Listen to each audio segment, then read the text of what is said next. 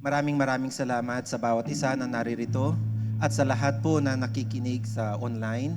Maraming salamat at pagpalain po tayo lahat ng ating Panginoon. Ngayong umaga, pagpapatuloy natin ang ating pag-aaral na nasimulan ko nung nakaraang linggo.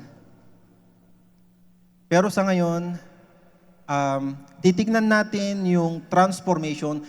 Kung maalala nyo yung nung nakaraan, na ang salita na narinig natin is apprentice. No? Ang salitang apprentice, ibig sabihin, nakita mo yung tinutularan mo or yung master mo na gumagawa at gagawin mo din kung ano ang kanyang ginagawa. Yun po yung tawag nun, apprentice. Kaya kung nakita mo si Kristo nagpapagaling, ibig sabihin, ikaw din na apprentice, pwede mong gawin. Nakuha po natin? Kung nakita mo na yung master mo nagpapalayas ng mga demonyo, as apprentice, ikaw din, kaya mo ding gawin yung ginagawa niya. Kung halimbawa, pinanalangin mo yung may sakit, tapos hindi gumaling, ibig sabihin nun, hindi mo pa natututunan yung ginagawa ng master. Hindi ibig sabihin nun na hindi mo kaya. Hindi ka palang nakakarating dun sa katotohanan na, ganito pala yung ginawa niya noon. So kapag nakuha mo at nagawa mo yung ginagawa niya noon, ibig sabihin, lumalakad ka na as apprentice ng Panginoon. At pangalawa na natutunan natin nung nakaraang linggo ay yung transformation. Ibig sabihin, yung pagbabago ng buhay. Kaninong responsibility yon? Sa'yo ba yon? Sa akin ba yon? Kay Jesus yon. Sa pamamagitan ng kanyang banal na spirito. At yun yung pag-aaralan natin ngayong umaga. Pwede pong pa-display. So, eto yung pag-aaralan natin. Formed into Christ-likeness, pero kukunin natin siya doon sa law of transformation by beholding. Ibig sabihin, kapag sinabi nating law, alam natin na yung resulta niya, constant. No? Hindi siya nagbabago. Kapag ginawa mo ito, ang resulta niya, alam mo na yun yung mangyayari. So, kaya tinawag na law. Hindi ibig sabihin na pag sinabi kong law dito, ay yun yung do not kill, hindi po ganun yun. Yung mga law na yun yung mga itinuro nung araw upang sa gayon, lumakad ka bilang isang legalista. Ibig sabihin, ikaw mismo ang gagawa noon. Pero yung law na idadalhin ko sa inyo ngayon ay parang gravity. Alam niyo yung law ng gravity? Yung law ng gravity, alam mo man yan or hindi, meron siya. Pero kung ayaw mo maniwala na may law of gravity at gusto mong subukan, pwede kang lumundag mula sa taas at alam mo kung anong mangyayari. Tama? Kaya kahit sabihin mo, hindi ako naniniwalang may gravity. Pero pagka lumundag ka, alam mong babagsak ka. Kasi ang tawag nun, law. Okay? Naintindihan po natin. Ano po? So, next slide po. Ito pa rin yung introduction natin nung nakaraan na ang purpose talaga natin is mag-mature tayo, ibig sabihin lumago tayo at maging stable tayo. Anong ibig sabihin ng stability? Yung stable or stability is kapag meron kang kinaharap, imbes na iiyak ka o di kay tatakbo ka kung kani-kanino, alam mo kung ano ang iyong gagawin. Ibig sabihin, halimbawa yung bata. Kapag yung bata, hindi pa siya marunong magluto, anong gagawin niya pag siya'y nagutom? Tatawag sa nanay, tatawag sa tatay, or tatawag sa ate, or sa mga kuya. No? Pero kapag yung batang yun natutong magluto, maghahagilap yan ng kanyang lulutuin. Ibig sabihin, nagkakaroon siya ng stability na kapag wala siyang nakitang maluluto doon, maghahagilap siya nung kaya niyang lutuin. So, ganun po yung kasimple doon sa stability. Next po is that, nandun pa rin tayo sa series natin na Life of Discipleship. Etong ginagawa natin na to is pag-aaral upang sa gayon, tatawagin tayo ng Panginoon na disciple indeed. At iba po yung disipulo lamang at naging disipulo nga talaga. Pwede kang tawaging disipulo ngayon, pero pagdating ng 10 taon, hindi ka na pala disipulo. Ibig sabihin nun, hindi ka nga naging disipulo. Kaya etong ginagawa natin is, pag-aaralan natin yung mga salita ng Panginoon upang sa gayon, matutunan natin maging disipulo nga talaga ng Panginoon. Okay po? Next po, introduction pa lang ito, hindi pa ako nagsisimula. Kaya ang emphasis natin is yung spiritual discipline, yung character formation, at saka yung obedient na pamumuhay. Yung spiritual discipline, ibig sabihin, alam mo kung paano mo disiplinahin ang iyong sarili, paano mo disiplinahin ang iyong buhay. Hindi mo kailangan disiplinahin ka ng kahit na sino, yung outside influence, hindi. Ikaw mismo magdidisiplina sa sarili mo. At yung pagbuo ng karakter is dahil nag-o-obey ka or dinidisiplina mo yung sarili. At yung obedient dahil dinidisiplina mo yung sarili. Okay po? At eto pa rin yung mga key scriptures natin. The same nung nakaraang linggo. Ano po? And kasunod. Magsisimula na po tayo. The law of transformation by beholding. Key scripture natin, 2 Corinthians chapter 3, verse 18. Bakit may tinatawag na law of transformation? Kapag basahin natin yan ng maigi, ang sabi niya, but we all, with open face,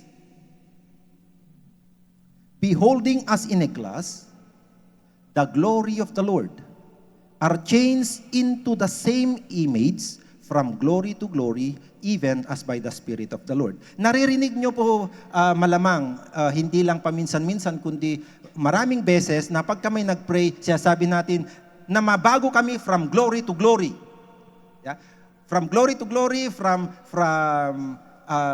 greatness to greatness, kinukuha natin mula dyan. Pero may nakatago dyan. Kapag napansin ninyo, merong mathematical equation. Natatawa nga ako nung nakita ko yung kung basahin yung maigi, may nakatago dyan na mathematical equation.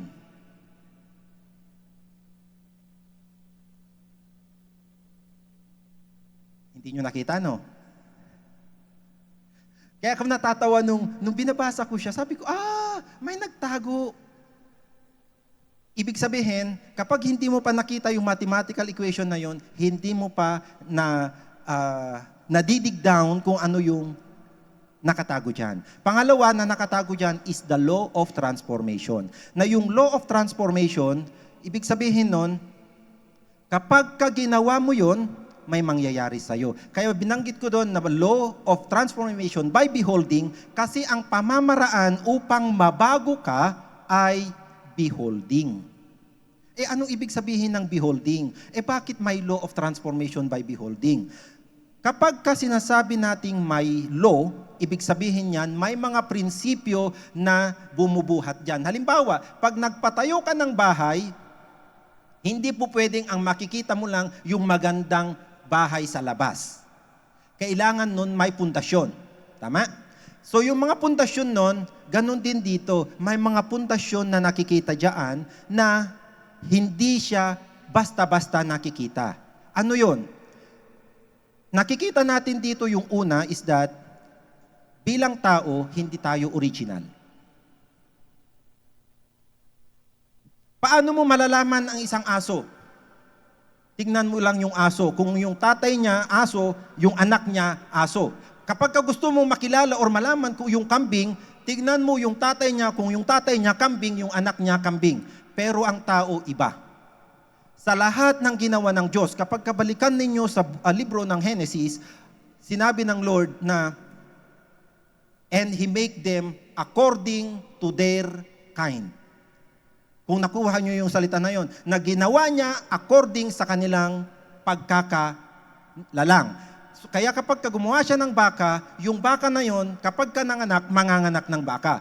Kapag nagtanim ka ng mangga, kinuha mo yung bunga, tinanim mo yung butil, magiging mangga. Pero yung tao, iba. Bakit? Sabi ng Diyos, let us make man in our image. Ibig sabihin, yung imahe mo, hindi ikaw yun. Kaninong imahe yun? Dapat ang imahe mo ay kamukha ng imahe ng lumalang sa'yo. Pero anong nangyari? Bakit hindi tayo lahat kamukha ng Diyos? Kasi yung iba yung tinitignan. Yun yung beholding. Iba yung tinitignan niya or tinititigan niya, kaya kung ano yung kanyang tinititigan, ganun siya nagiging, ibig sabihin, yun yung nagiging imahe na nabubuo sa kanya. Kaya sabi ko, ang tao hindi siya original. Kung ano ang yung tinitignan, tinititigan, magiging ganun ka. That is the law. At yun yung unang prinsipyo na hindi tayo original. Pangalawa, na pupwede kang mabago. Ibig sabihin, yung pagkakanilalang mo, yung pagiging ikaw, pwedeng magbago. Kaya mapapansin nyo, mabait siya sa panahon na to. Pagdating ng ilang panahon, hindi mo na siya makilala. Bakit? Nagkaroon ng pagbabago. Ibig sabihin, merong puwersa na pupwedeng baguhin kung ano yung kalagayan ng taong yun. Nakuha natin?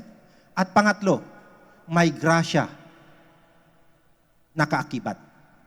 Ibig sabihin, alam mong hindi mo kakayanin, pero meron siyang ibinigay sa'yo upang sa gayon, mabuo ka ayon sa kagustuhan niya. Okay? So yun yung introduction. Yun yung introduction. Next po. Ang sabi diyan, kung babasahin natin maigi, ang sabi niya, but we all. Bakit may but? Tapos sabi niya, tayong lahat with an open face. Ang ibig sabihin niyan, merong gustong iparating si Pablo sa mga kausap niya sa Korinto nung panahon na yan. Tingnan lang muna natin saglit kung ano ba talaga yung nangyari. Kung babasahin niyo po sa unang mga talata doon sa 2 Corinthians chapter 3, makikita natin doon na may mga nagtuturo sa simbahan nung mga panahon na yon na may dala-dala silang letter of commendation. Kaya sinasabi nila na kapag mayroon silang ang dala na letter of commendation, sila lang ang pupwedeng magturo sa simbahan. At nung panahon na yon, pag sila ay nagturo, yung mga may letter of commendation na yon, pag sila ay nagturo, naiiba doon sa tinuturo ni Pablo. Paano siya naiba? Nagtuturo sila na lahat nakasentro sa tao. Gagamitin mo lamang si Jesus, gagamitin mo ang Diyos upang ikaw ay mabago. Parang ganito, kung gusto mong magkaroon ng gloria o magkaroon ng kapangyarihan, hindi mo kakayanin yun, kailangan mo ng kasama. Kailangan mong meron kang kaakibat upang sa gayon, yun yung magdadala sa'yo. Kaya mapansin nyo sa mga churches nung nakaraan, kapag ka may pangangailangan yung tao, kanino tumatakbo? Sa pastor. Imbes na manalangin na siya, hindi niya alam na kaya niyang manalangin. Akala niya, ang meron lang kapangyarihan para maipanalangin siya ay yung pastor. Kaya makakarinig din kayo ng sinasabi na, kapag ikaw miyembro doon sa simbahan, hindi mo maiintindihan yung Biblia, ang nakakaintindi lang noon ay yung nagtuturo. Kaya marami yung ayaw magbasa ng Biblia kasi tinuturo sa kanila na kapag hindi ikaw yung nagtuturo sa harap, mali ang interpretasyon mo. So dumating yon sa punto sa Korinto. Tapos, nung mga tinuturo nila, kailangan kahit naniwala ka na, kailangan sundin mo pa rin yung law. Ano yung mga law na yon? The law of Moses. Kailangan sundin mo yon. Kailangan Yung offering mo, kailangan gawin mo pa rin yun, kailangan mo pa rin sundin yung lahat ng nakasulat sa libro ng Levitico. Kaya nung panahon na yon, ang sabi ni Pablo, tayong lahat, sabi niya, we all, with an open face. Kinumpara niya dito yung but we all with an open face, kinumpara niya yung nandun sa Old Testament sa kanyo yung New Testament. Next po. Kaya ang nilagay natin dyan is the letter versus the spirit. Dahil yung katuruan na nauna is by the letter. Anong ibig sabihin nun? Kung ano yung nakasulat, gagawin mo. Base sa pagkakaintindi mo, base sa kakayanan mo, base sa kapangyarihan na kaya mo. Pero merong mas magandang itinuturo by the Spirit. Ibig sabihin, yung glory nung nakaraan is fading versus the increasent glory of the Spirit. Ibig sabihin, kapag ka ang tinutularan mo ay yung nakasulat, halimbawa, do not kill. Siyempre, talagang gagawin mo talaga na hindi ka talaga papatay. Kahit kinakagat ka na ng langgam, hindi mo talaga papatayin. Kasi nga, do not kill. Hindi naman niya sinabing huwag kang papatay. Maalala ko tuloy nung nandun kami sa Middle East. Nung unang nagkaroon ng surot, alam niyo yung surot? Nung una, wala pa naman yun eh. Pero yung surot, nagsimula doon sa tirahan ng ibang lahi. Dahil ayaw niyang patayin, kasi nga daw, baka yun yung reincarnation nung kanyang ninuno, kaya ayaw niyang patayin. Ang nangyari, ang bilis pala doon dumami. Dahil dumami, pati kami, naapektuhan. Siyempre, surot yun, alangan na hindi mo tirisin. Pero dahil nga, sa kanila, naniniwala sila na, huwag kang papatay. Huwag kang... dahil po pwedeng yung patayin mo na kung ipis man yan, o di kaya surot man yan, po pwedeng yun yung ninuno mo, kaya nandyan yan, kasi nag-reincarnate, nasasamahan ka, ayun, dumami yung surot.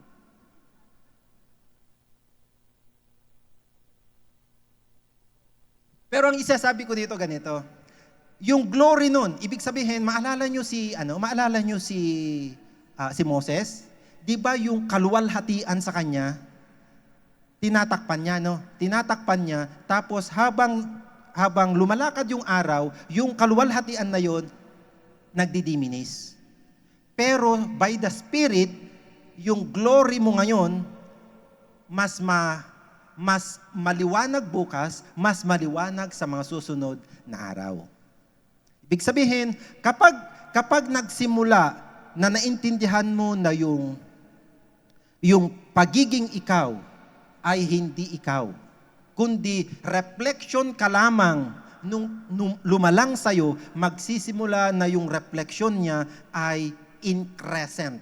Ibig sabihin, yung increscent, increasing or pataas ng pataas, palaki ng palaki, padami ng padami, pahaba ng pahaba. Tapos, ang pangalawa dyan is the veiled mind versus the unveiled face. Kaya kung mababasa natin, sabi niya, with an open face. Ibig sabihin, yung unveiling, si Moses noon, nagtatakip siya. Nagtatakip siya ng mukha kasi hindi siya pwedeng tignan. Pero tayo, natanggal yung belo. Ibig sabihin, ang sinasabi niya sa atin is, ikaw at ako, meron kang kapangyarihan, meron kang karapatan, otoridad. Meron kang otoridad upang sa gayon pumasok sa presensya ng Diyos at makita mo siya openly. Makita mo yung revelation ni Kristo openly. Yun yung ibig niyang sabihin. Hindi yung nakatakip yung mukha, hindi yung nakatakip yung mind, yung kaisipan, kundi with open face. Ibig sabihin, lahat ng kakayanan na ibigay sa'yo upang sa gayon makapasok ka, maranasan mo, maging buhay mo yung presensya ng Diyos. Pangatlo is the natural mediator versus the spiritual mediator. Anong ibig sabihin ng mediator? Yung tagapagitna. Nung araw, kapag may pangangailangan yung mga Israelita, saan sila unang magrereklamo at iiyak? Kay Moses. Kaya pag halimbawa wala silang makain, sasabihin nila, Moses!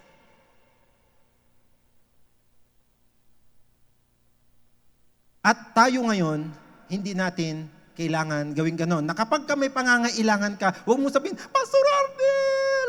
Hindi. Pwede mong tawagin ka agad yung mediator mo. And who is that? The Lord. Ibig sabihin, yung mediator mo, nandun na sa kalangitan, nag-aantay sa'yo. Titignan niya, sino kayang tatawagin neto? Ibig sabihin, tayo mismo ngayon, hindi tayo, yung paglago mo, hindi nakabase sa kahit na sino. Nakabase kung sino yung tinitignan mo. Pang-apat, the exclusive access versus the inclusive access. Ano yung exclusive access? Yung exclusive access is, maalala nyo yung mga Hudyo nung araw, sabi nila, sila lang ang ligtas, sila lang ay may access sa Diyos. Which is, kung tutuusin, nung araw naman talaga, kaya si Jesus, nung lumapit yung isang babae, na sabi niya, Lord, yung anak ko, di ba? Maalala niyo yung story na yon na sabi ni Jesus, hindi magandang ibigay yung pagkain ng mga bata sa aso. Bakit? Ang tingin ng mga Hudyo nung araw, sila lang ang may eksklusibong access sa Diyos. Kaya kapag gusto mong magpanalangin sa Diyos nung araw, pumunta ka sa kanila. Dadalhin ka sa mga pariseyo, sa mga priest, or di kaya sa mga eskriba. Pero ngayon, inclusive. Ibig sabihin, kahit nasaan ka, kahit anuman ang iyong pedigree, anuman ang iyong status, pedigree means yung kalagayan mo sa buhay, yung kalagayan mo, kakayanan mo, anuman yung narating mo, hindi yun yung harang, no? Hindi harang yun, hindi yun hindi mo po pwedeng sabihin, ay pastor ako doon sa church namin, pakikinggan ako ng Lord. Hindi ganon. Ay, linggo-linggo akong pumupunta sa church, pakikinggan ako ng Lord. Hindi ganon yun. May access ka dahil binigyan ka ng access. At hindi dahil sa'yo yung access na yun, kundi meron talagang ibinigay para sa'yo na access. Kung natanggap nyo yun, pwede na tayong lumipat, no? Kasi, alalahanin natin, yung access natin hindi na limited. Unlimited yung access natin. Kung ano yung kaya mong tanggapin, yun yung magiging iyo. Yun ang ibig niyang sabihin. But we all, with open face. Kung hindi mo kayang tanggapin, hindi mo yun makukuha. Kung hindi mo kayang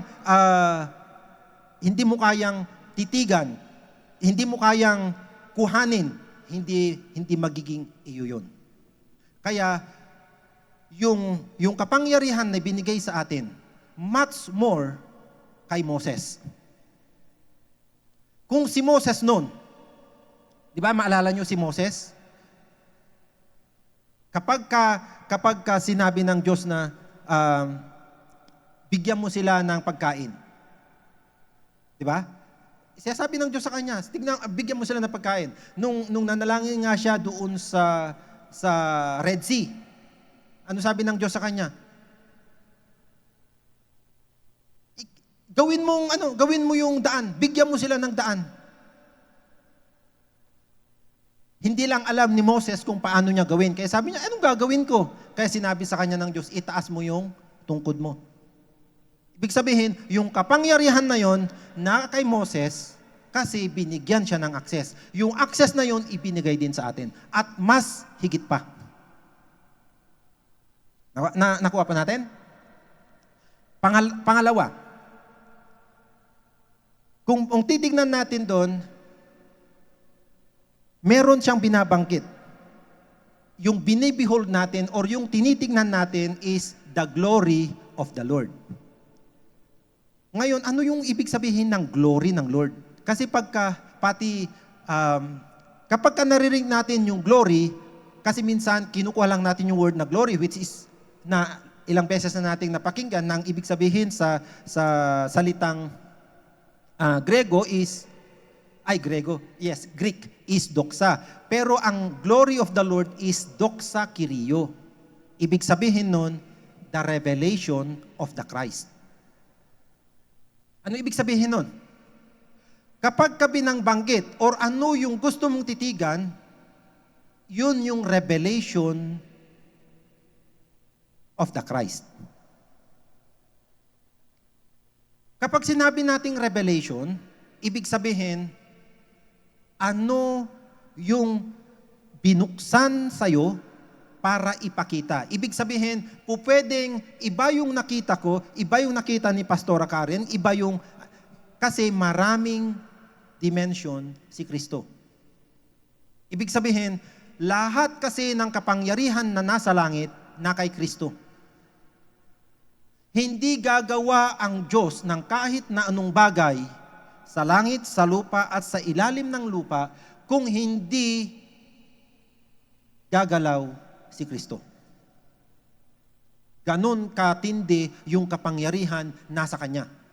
Kaya kung makita mo yung revelation niya mismo, kung yung revelation ni Kristo, at yun ang iyong tititigan, yun ang iyong pagmamasdan, doon magkakaroon ng kapangyarihan. Ano nga ba yung revelation of the Christ? Ano ba yun?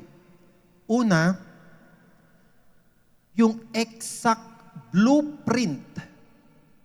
The exact blueprint of God. Ibig sabihin, yung Kristo, pag sinasabi nating Kristo, siya yung opisina ng kapangyarihan na siyang magmamanage ng lahat ng bagay sa langit, sa lupa, at sa ilalim ng lupa. At meron doon nakaupo. Yung personang nakaupo doon, ipinapakita niya yung eksakto, kasi kapag kayong opisina lang yung makikita mo, hindi mo alam kung paano uupo doon sa opisinang yon. Kaya nagbigay ang Diyos ng example na kamukhang-kamukha niya, na kung gusto mong makilala ang Diyos, tignan mo lang kung sino yung nakaupo doon sa tronong yon at makikilala mo ang Diyos. Kaya ang tawag sa Kanya, siya yung brightness, siya yung kaluwalhatian ng gloria or yung the full weight. Para maintindihan natin yung full weight or yung glory, ang magandang basehan doon ay si Solomon. Si Solomon, kapag siya'y nakaupo sa kanyang trono, akala ng ibang hari noon, katulad ng Queen of Sheba, nung narinig niya na yung kaluwalhatian ni Solomon, yung glory ni Solomon, ay napaka ganda, sobrang kaluwalhatian. At ang Queen of Sheba, hindi siya maniwala. Kaya nagdala siya ng sangkatutak na gift, yung offering niya kay Solomon. Bakit? Kapag ikaw nagdala ng offering mo sa hari, at yung offering mo mas higit sa kakayanan ng hari na bigyan ka ng higit doon sa binigay mo, mapapahiya yung haring yon. Kaya ang Queen of Sheba, nagdala siya ng sangkatutak na offering. Anong purpose niya? Upang ipahiya yung glory ni Solomon. Pero nung makarating siya doon sa palasyo at nakita niya yung kasuotan nung yung mga servant, yung mga nagsisilbi, nagbibigay ng tsaa kay Solomon, yung mga suot nila, suot na yun ng noble doon sa bansa niya. Servant lang yun. Tagadala ng tsaa, yung suot nun, suot na nung noble nung bansa niya. Kaya, sabi niya, yung narinig ko, wala pa pala sa kalingkingan nung glory niya. Kaya kung makita nyo paano nagbigay si Solomon, sabi niya, lahat ng, yan, yung kung anong nagustuhan mo dyan, sa'yo na. Bakit? Yun yung prinsipyo ng pagbibigay. Ang hari, never siyang magbigay ng times 2 nung ibinigay mo. Kasi mapapahiya siya. Kaya yung Queen of Sheba, nagdala siya nga ng marami kasi, kapag etong dinala ko, wala si Solomon nung ganito, mapapahiya siya. Kaya kung gusto natin na makita yung glory ng Lord, tularan natin si Queen of Sheba. So, the exact blueprint of God is His glory. Sino yon?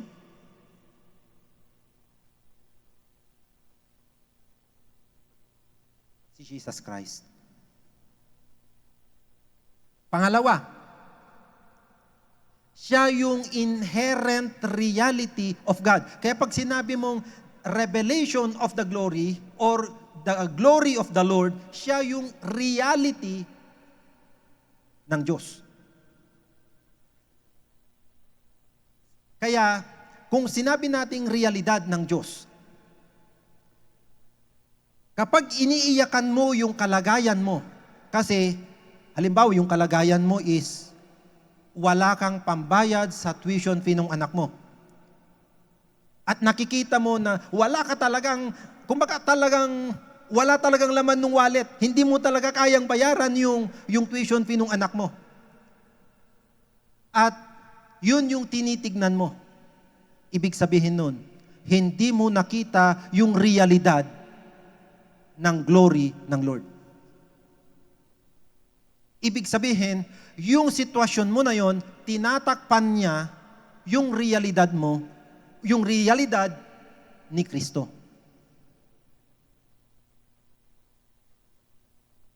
Kaya halimbawa, kapag nakita mo na wala kang pambayad doon sa tuition fee, halimbawa, tapos sinabi mo, Lord, wala kaming pambayad sa tuition fee. Ibig sabihin nun, hindi mo nakita yung realidad ng glory ng Diyos.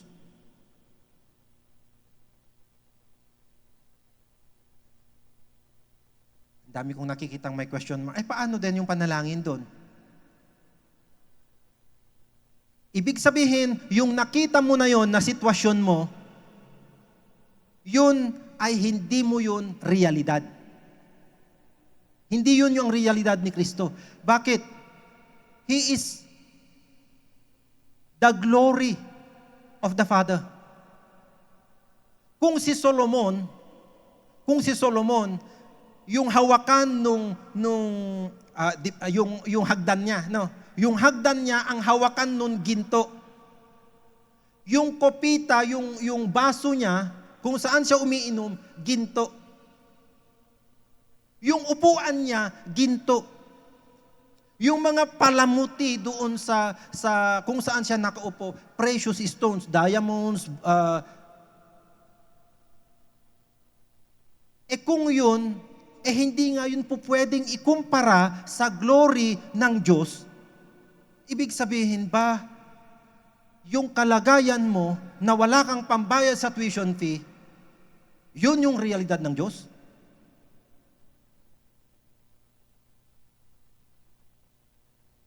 Kaya ang sabi mo sa panalangin mo, Lord, eto yung nangyayari sa akin. Ibig sabihin nun, hindi mo tinitignan or hindi mo kilala kung sino yung tinatawag mong Lord.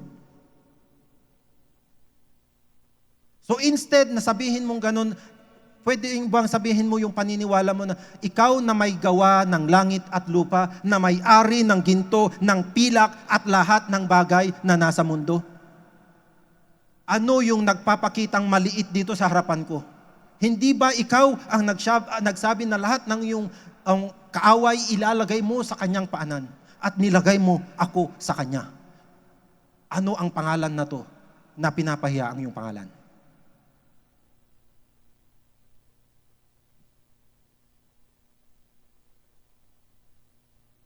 Parang hindi nyo matanggap yung panalangin ko.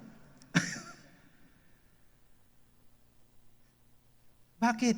Yun yung inherent reality. Yun yung nakatagong realidad, pero ang nagpapakita sa iyo hindi kabaliktaran nung realidad mo. Bakit ko sinabing realidad mo? Kung ano si Kristo, yun tayo. Kung anong meron kay Kristo, inilagay tayo kay Kristo, kaya kung anong meron siya, meron tayo. Pero kung ano man yung nagpapakita na tinatago niya yung realidad na yon, ang tawag nun, call for battle. Upang sa gayon, yung kapangyarihan na nasa langit na nag-aantay, di ba sabi ko kanina, na ang pangalan ni Kristo, siya yung nagsasabing yes or no, kung ano yung mangyayari. Pero sabi ng Biblia, lahat ng promises ng Diyos, lahat ng kagustuhan ng Diyos sa Kanya ay yes.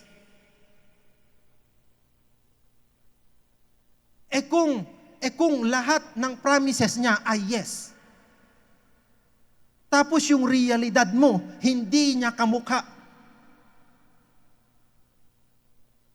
Sasabihin mo na lang ba, kasi Lord, yung nangyayari sa amin ngayon, alam mo naman, inaway ako ni ganito, inaway ako ni ganon. Anong tawag doon? Hindi panalangin yun, pagre-reklamo yun.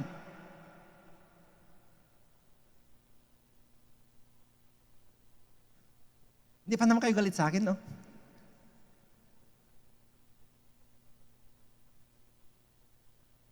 Paano din manalangin? Paano din manalangin? Ano yung realidad ng Diyos?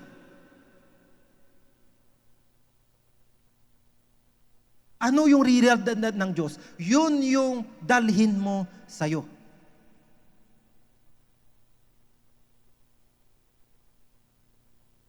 Nakukuha natin? Kaya mas magandang manalangin na alam mo yung realidad mo at alam mo kung ano yung kagustuhan niya kaysa yung kalagayan mo or yung facts. Ibig sabihin, yung nakikita mo pansamantala. Halimbawa, estudyante. Instead na sabihin mo, ang hirap naman magturo ng teacher na yun. Paano mo dapat sabihin yun? Dakilang Diyos, maraming salamat. Dahil ginawa mo akong mas matalino pa sa guro ko. Bakit? Yun ang katotohanan ni Kristo. Pero hindi mo sasabihin yun para libakin ang guro mo. Kaya dalangin ko, dakilang Diyos, na bigyan mo ng katalinuhan ang aking guro upang sa gayon ang katalinuhan ni Kristo ang siyang magamit niya sa pagtuturo sa aming klase.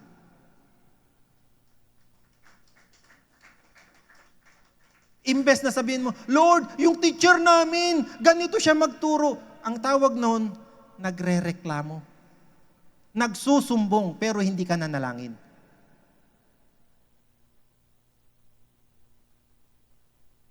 Halimbawa,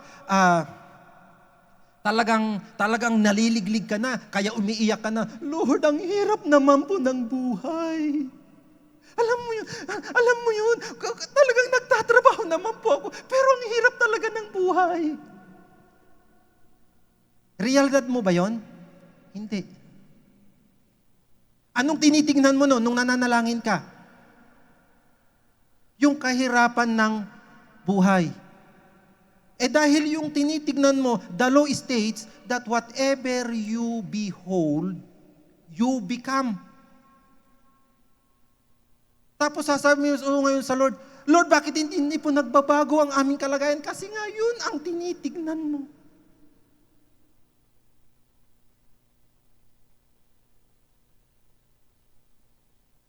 Okay pa tayo? Sige, doon ako sa kasunod. Baka sa kasunod. Okay. Ang kasunod na definition or yung revelation of the Christ is the definitive location. Ibig sabihin, hindi tayo iniwan ng Diyos kung saan natin hahagilapin ang kanyang gloria. Sabi niya, in 2 Corinthians 4:16, ibinigay niya, 2 Corinthians 4:6, ibinigay niya, He commanded the light.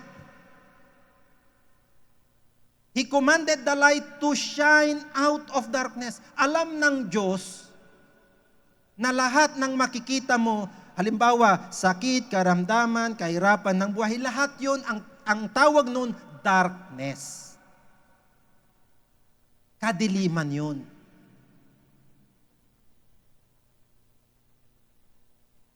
Pero anong sabi niya? God commanded the light to shine.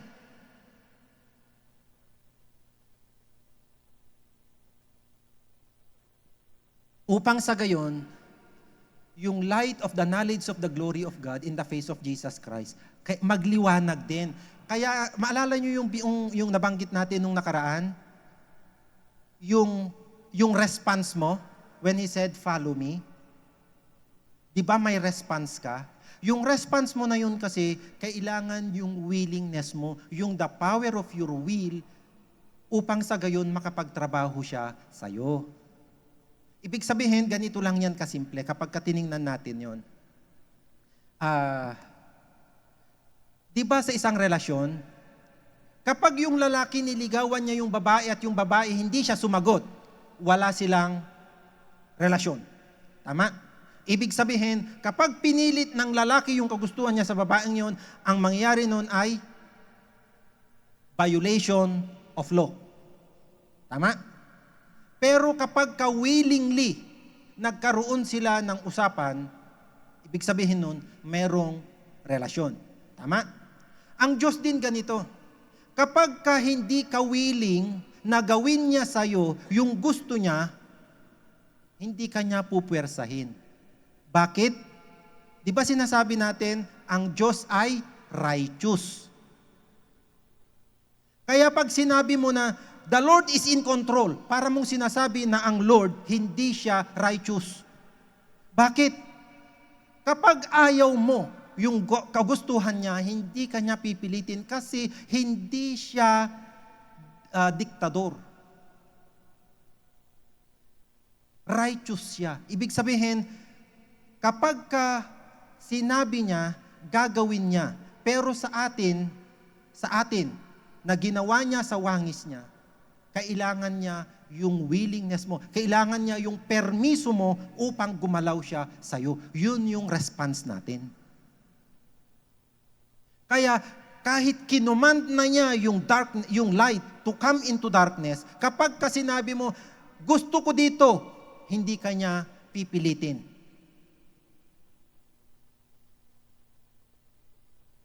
Halimbawa, meron kang karamdaman sa sarili mo. Tapos, sabi mo ngayon, ipag-pray nyo nga ako kasi may nararamdaman ako sa aking katawan. So, pinag-pray ka. Pero ang iniisip mo ganito, ay kailangan ko pang i-take yung gamot ko. Ibig sabihin nun, sinasabi mo, yes Lord, alam kong nagpapagaling ka, pero hindi ko pa kailangan yung pagpapagaling mo ngayon. Kailangan ko muna yung medicine. Ako muna magbabayad kasi kailangan ko munang magbayad. Yun ang ibig sabihin nung ginagawa mo. Kasi, kung yung kinumand niya dapat tinanggap mo mula sa loob, kasi ang Diyos hindi siya nagbabago gamit outside pressure, hindi. ginagawa niya mula sa loob palabas. Kaya ang pagbabago natin, hindi kaagad-agad nakikita sa labas kasi yung pagbabago nagsisimula sa loob. So naintindihan natin the revelation of the Christ? The revelation of the Christ. Kung ano yung katotohanan ng Diyos na kay Kristo, yun yung glory of the Lord. Pangatlo, beholding as in a glass. Ito yung action na gagawin natin. Yung beholding, ibig sabihin, hindi yung tiningnan mo lang tapos wala na. Hindi ganun ang ibig sabihin nito. Next, ano yung beholding? Ang beholding, para siyang yung dalawang mukha. To look into a mirror and to reflect like a mirror. Kaya sabi ko kanina na hindi tayo original. Kapag tiningnan mo yung revelation ni Kristo, yung revelasyon na yon na tinitignan mo, yun yung magre-reflect. Kaya yung mirror dyan, meaning yung nabanggit na mirror doon sa verse na ating pinapag-aralan, ang ibig sabihin nun, yun yung Word and the Spirit. Na kapag ka tinitignan mo, halimbawa, ang tinitignan mo is yung kaluwalhatian ng Diyos na nagpapagaling, magre-reflect sa'yo. Ito yung law na gumagalaw doon sa beholding. It operates in the spiritual law of focus. Ibig sabihin, what you look at is what you reflect. Kung ano ang yung tinitignan, kung saan ka nakafocus, ganun ka magiging. Nakuha natin? Next po. Paano? Paano din yung beholding? Paano mag-behold? Eto ba kapag ka ba nag-i-scroll ka sa phone mo, beholding ba yon? Ang tawag doon, skimming. Kumbaga parang, pero kung ano yung natitira sa isipan mo, tapos lagi mong tinitignan, yun yung beholding. Kaya yung unang ginagawa is, look into the word of truth. Ibig sabihin, tignan mo kung ano yung katotohanan of the revelation of the Christ. Ano yung nire-reveal ni Kristo? Ano yung nire-reveal doon sa person niya? Ano yung nire-reveal doon sa karakter niya? Anong nire-reveal doon sa nature niya? Anong nire-reveal doon sa victories niya? Anong nire-reveal doon sa gawa niya?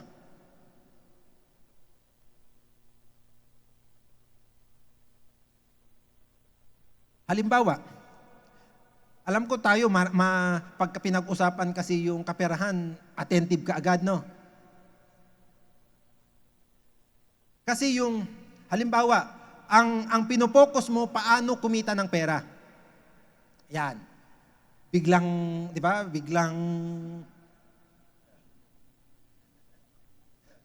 Kapag ka ang tinitingnan mo, paano gumawa ng pera, ibig sabihin nun, tinatalikuran mo yung nagbibigay ng pera. Unang katotohanan, nung bang ginawa ng Diyos ang mga bagay sa lupa, gumamit ba siya ng pera? Nung bang si Adan nandun sa Eden at pinapangalanan niya yung lahat ng mga animales at lumalakad siya doon sa Eden, nangailangan ba siya ng pera? Hindi. Kailan nagsimula ang pera? Yung mga taong umalis sa presensya ng Diyos. Sila ang nagpasimuno nun. Bakit? Yung supply nila wala na sa Diyos. Kaya kailangan nilang gumawa ng sarili nilang supply. Gusto ko sanang dalhin ko kayo doon pero mapapalayo tayo doon. Kaya ang katotohanan natin, ang supply mo na kay Kristo. Kung kailangan ng Diyos na tawagin lahat ng nilalang para dalhin sa iyo yung kailangan mo, gagawin niya yun. Kapag ka nakita mo siya, ayon dun sa kaluwalhatian niya, upang i-reflect mo yung kaluwalhatian na yun. Pangalawa, contemplation and meditation. Ibig sabihin nung contemplation and meditation is yung habitual. Ginagawa mo hindi lang. Halimbawa, narinig mo ngayong linggo, let's behold. Kailangan daw pala mag-behold. Kailangan mag-behold. Ibig sabihin, hanapin ko yung kaluwalhatian ng Diyos.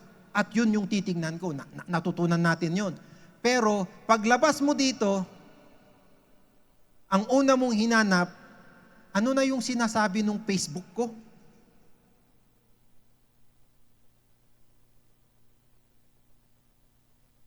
Kapag hindi mo, ibig sabihin, interrupted na yung yung contemplation mo. Pero ibig sabihin ba, hindi ka na po pwedeng tumingin sa iba? Hindi naman, napaka-imposible na hindi ka titingin sa iba. Tama? Pero ibig sabihin nun, yung habitual mo, ibig sabihin, gumagawa ka nung habit mo upang sa gayon, continuous mong nagagawa yung dapat mong gawin. Kung ano yung tinitignan mo, halimbawa, sinet mo yung sarili mo na sa bawat 12:00 ng tanghali, halimbawa, titignan mo yung natutunan mo. Ganito pala yung kaluwalhatian ng Diyos. Eto pala yun. Kung ito yung kaluwalhatian ng Diyos, kinabukasan ulit, kahit alimbawa yung alauna mo hanggang nagtrabaho ka na, kinabukasan ulit, pagdating ng 12:00, balikan mo ulit. Kinabukasan, balikan mo ulit. Ibig sabihin, hindi mo punupersa yung sarili mo upang makuha mo yon. Ibig sabihin, hinaayaan mo yung banal na spirito na gumalaw para sa'yo. Nakukuha natin? Hindi ibig sabihin na gawin mo mula 6:00 hanggang matutulog ka ng 11:00. Hindi ganun yun. Kasi kapag ginawa mong ganun, mababurn out ka. Kaya, gagawin mo lang siyang habitual. Halimbawa, ang kaya mo lang na gawin ay mag-focus ng 10 minutes. Mag-focus ka ng 10 minutes ngayon. After 3 hours, habang nagpapahinga ka, focus ka ulit ng 10 minutes. After 3 hours, mag-focus ka ulit ng 10 minutes. Ibig sabihin, gagawin mo lang siyang habit. Klaro po? Okay, klaro. Pangatlo, shift from working to beholding. Ano yung working? Ito yung pinupersa mo yung sarili mo para lang magawa mo. Halimbawa, gusto mong tanggalin halimbawa yung paninigarilyo. Diba? Gusto mong tanggalin yung paninigarilyo. So, bumili ka ngayon ng sangkatutak na candy. Para kapag gusto mong, halimbawa, may urge na manigarilyo, kukuha ka ng candy. Pero mapapansin mo, halimbawa, umabot ka na ng 2 linggo, sasabihin mo na ngayon, natatanggal ko na yung paninigarilyo. No? Natutuwa ka na ngayon. Dumating yung kapitbahay mo, may dalang espesyal. Tapos, tinawag ka, tapos pagka manigarilyo sa harap mo, parang, bakit ang ganda ng amoy nung sigarilyo niya? Patikim nga. Lahat ng hindi niya panigarilyo ng 2 linggo, lahat yun,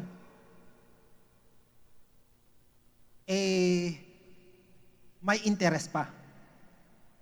Bakit? Kasi nga, sinusubukan niyang gawin. Pero kapag instead na gawin mong ganun, every time na may urge, pag hinawakan mo yung sigarilyo at sasabihin mo, Lord, thank you for I am the righteousness of God in Christ Jesus.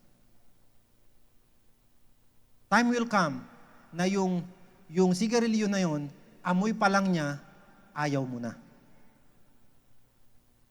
Halimbawa, madali kang magalit. Yung madali kang magalit, yung konting kibot lang dun sa bahay nyo parang parang nagkasana kaagad nung tapos, di ba? Hindi mo na alam kung kailan titigil yung, buti pa yung Armalite na uubusan ng bala. Pero pag ikaw yung nagsimula, hindi mo na alam paano ititigil. So kapag nakita mo na ganun yung kahinaan mo, every time na makikita mo yung trigger, tumigil ka konti and pray. Lord, thank you for I am the righteousness of God in Christ Jesus. Di ba practical? Thank you, Lord, dahil nagalit ka man, pero hindi ka nagkasala. Magagalit man ako, hindi ako magkakasala.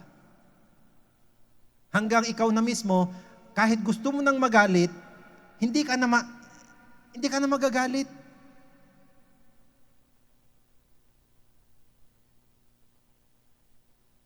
Parang yung mga ngiti ng iba, parang mahirap yata yun .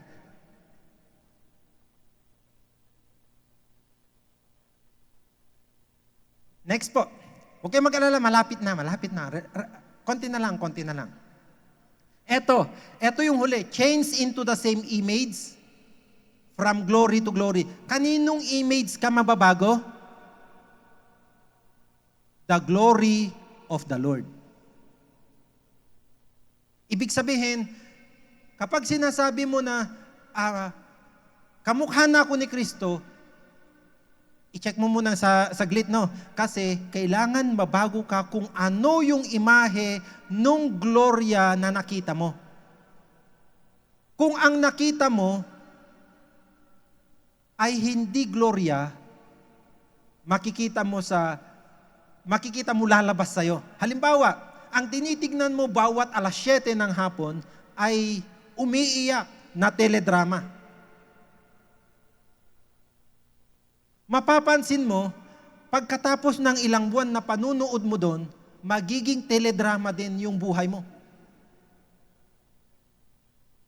Tama ba? Bakit? Kasi yun yung habit na ginagawa mo. Tama? Nag-effort ka ba doon? Di ba, ano lang ang effort mo? Alam mo na pagdating ng alas 7, meron yung teledrama na pinapanood mo. Kaya ang effort mo lang doon, gusto mo lang talagang mapanood yung teledramang gusto mo. Tama? Tapos makikita mo, hindi pa natatapos yung teledrama. Yung nangyayari sa teledrama, meron ng kahawig doon sa buhay mo.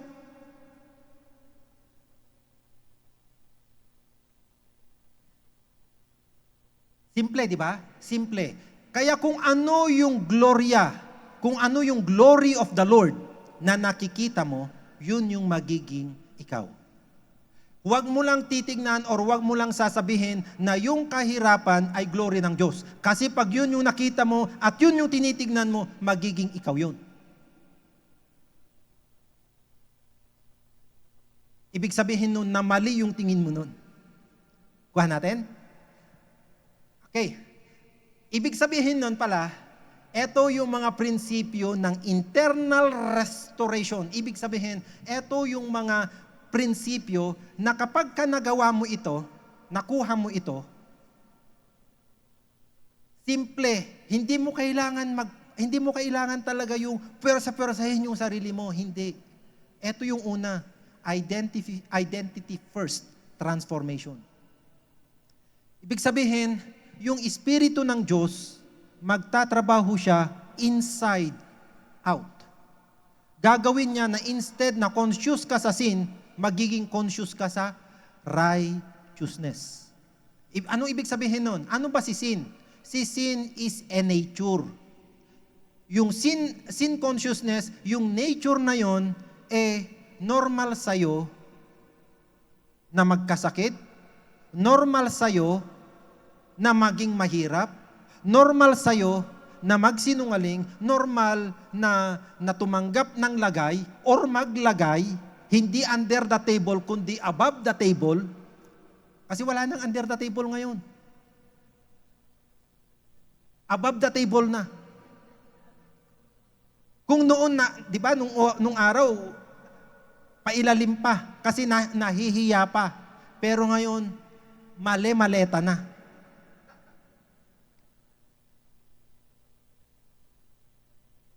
Pero hindi natin nakikita natin yun. Pero kapag yun yung pinofocus natin, iba, no? Kaya ang kailangan natin is tignan natin yung katotohanan ng gloria ng Diyos. Typical, ganito yung pinakasimple dyan. Ano yung nakikita mong nangyayari sa buhay mo? Yung nangyayari sa buhay mo na hindi, halimbawa, kung kahirapan yan, ibig sabihin, yung katotohanan mo, isa kang mayaman, pero yung deception na binigay sa'yo, ginawa kang mahirap upang sa gayon tanggapin mo na maging mahirap ka. Hanggat hindi mo nakikita yung katotohanan na ikaw ay pinagpala. Pag sinabi nating pinagpala, encompassing po yun ha. Encompassing. Ibig sabihin, hindi lamang may pera ka nga pero ginagamit mo yung pera mo para pambayad sa ospital, sa mga doktor, every week, hindi po ganun ang pagpapala. Kapag pagpapala, encompassing yun. Pangalawa, the principle of union and oneness. Kaya lagi yung naririnig dito na kay Kristo ka at iisa ka kay Kristo. Ibig sabihin nun, kung ano yung katotohanan ni Kristo, dapat yun ang katotohanan mo. Pero hindi mo pupersahin na maging katulad kanya, kundi hahayaan mo siyang gawin kanyang katulad niya. Magkaiba po yun ha. Yung pupersahin mo yung sarili mo para maging katulad niya, bagkos hayaan mo siya na gawin kanya para maging katulad kanya. Nakuha natin? Yun yung siyasabing pagiging iisa. Ano yung gagawin mo lang doon? Parang yung simpleng illustration lang natin kanina. Subukan nyo, or pansinin ninyo yung mga nanunood nung mga away mag-asawa, tapos ginagawang pagkakakitaan. Yung mga nakikinig at nanunood doon, mapapansin nyo, one day, nandun na rin sila. Ano lang yung ginawa nila ron? Inalaw lang nila yung sarili nila na makinig, manood. Ibig sabihin nun, inaayaan nila yung sarili nila na maging kaisa nung bagay na yon. Di ba napakasimple? Yung pinapagawa ba sa atin ng Diyos, yung bang mahirap? Di ba hindi? Ano lang, pagka tiningnan mo siya dito, pag nakita mo yung sinabi niya na,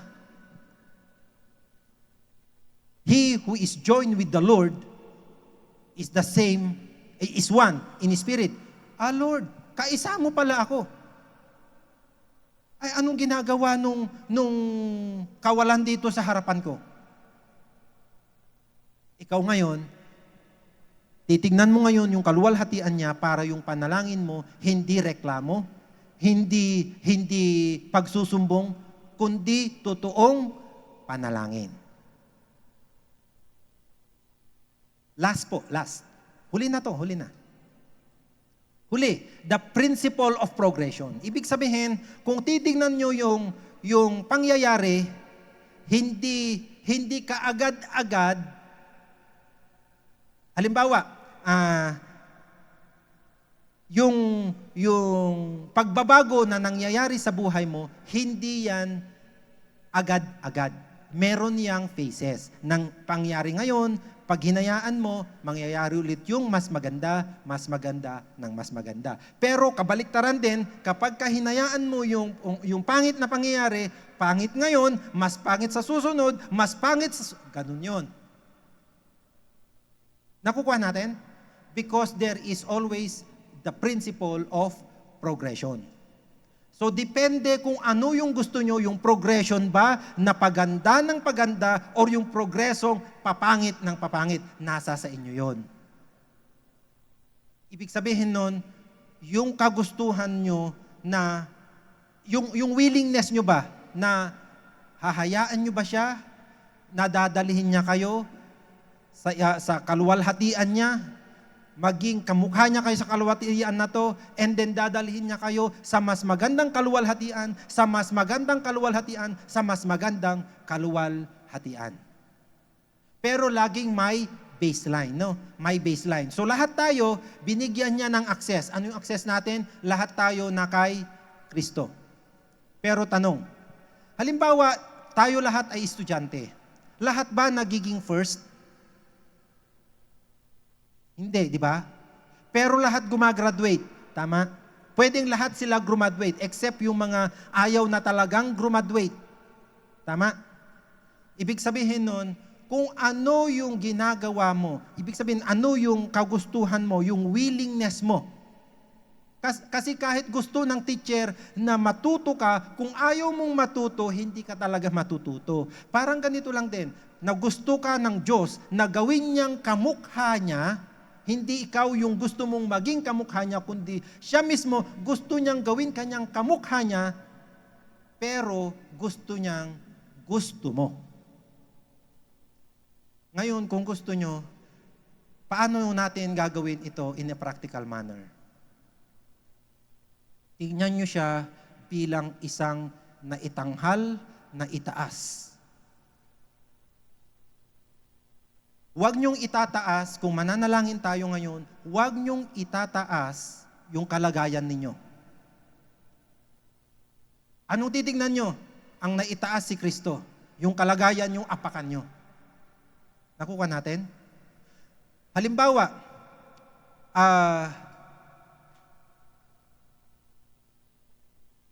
pinapahiya kayo.